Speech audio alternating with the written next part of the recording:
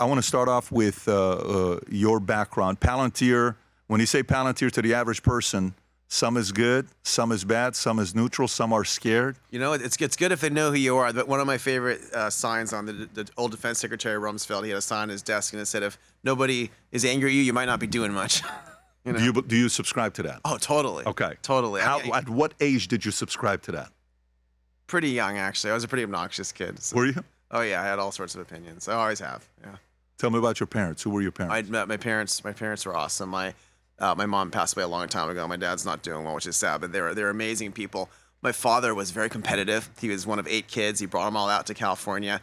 He was our chess coach when we were little for fun. He was a chemical engineer, but we won the state championship when I was a kid. My brothers did too, and we thought we must be really smart. And then he kept winning 20 years in a row. So he's just a very competitive guy. Everything, every game, every sport, but really optimistic, positive, competitive guy. Chess. So you guys play chess.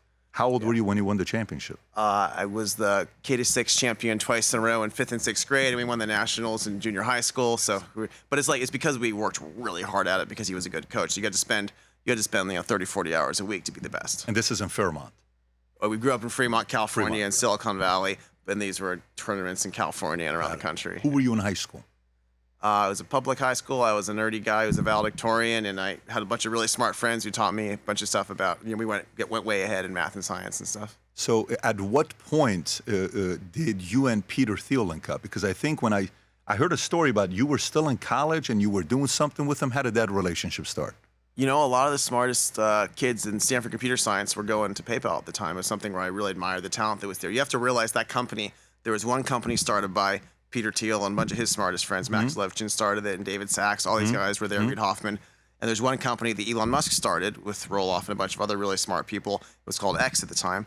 And X and Confinity merged to make PayPal. They were fighting each other, and they merged. So it's all the smartest friends around, both Elon and Peter. No surprise, it was a place you wanted to be. They actually rejected me my freshman year, but they let me in my sophomore year to go help them. Was that like the place everybody wanted to work at? Not everyone, but I think it was, for me, it was where I noticed a lot of the smartest, most interesting people go in there. So it was when I was trying to find it. How was the story coming to you guys? Because, it's kind of like, well, at that time when you look at the numbers, it's not like Elon is today's Elon. No, it wasn't. It wasn't. They weren't who. But how did you know that would they talk about it in the small circles? Like, well, but I mean, I was a computer scientist. I was already ahead. I'd already done most of the undergrad work before I got there, which is normal nowadays.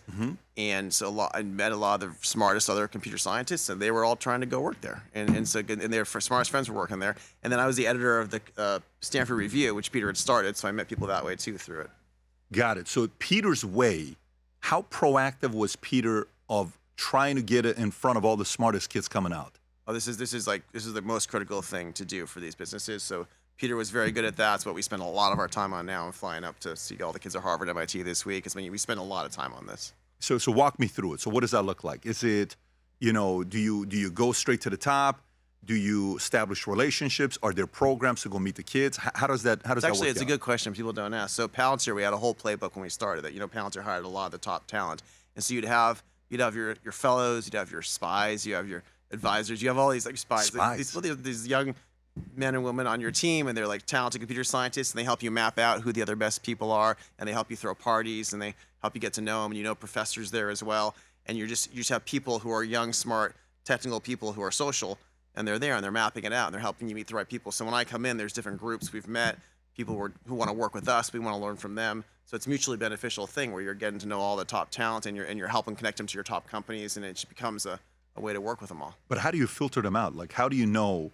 It's like a chicken and egg. You start with I'll have a superstar from my portfolio who's like one of our best engineers who just came from MIT, and they had like 5 or 6 of their smartest friends in the younger year, and you'll go meet those kids. Who are the smartest guys So it's a network. It's purely word of mouth. So you're recruiting smart guys, hanging out with smart guys, and they would say, you have to meet John. He's the smartest guy I know. So you're asking him who's the smartest guy. And then you might talk to him, and you might work on projects with him, so you get to know a little bit. But yeah, you're just purely through the network.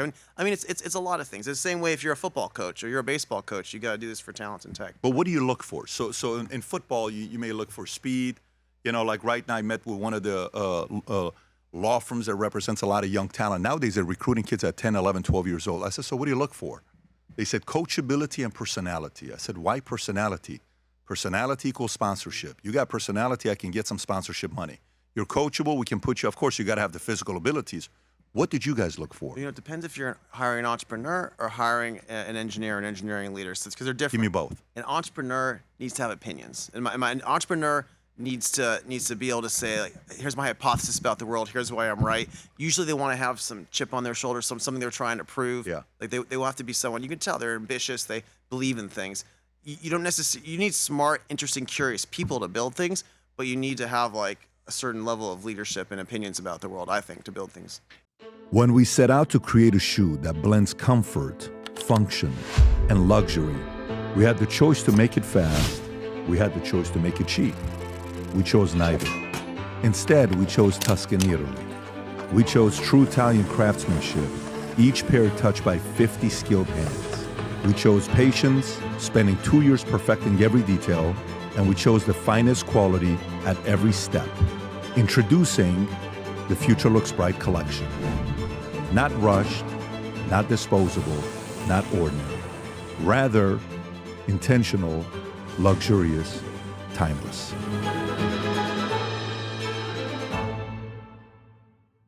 If you enjoyed this video, you want to watch more videos like this, click here. And if you want to watch the entire podcast, click here.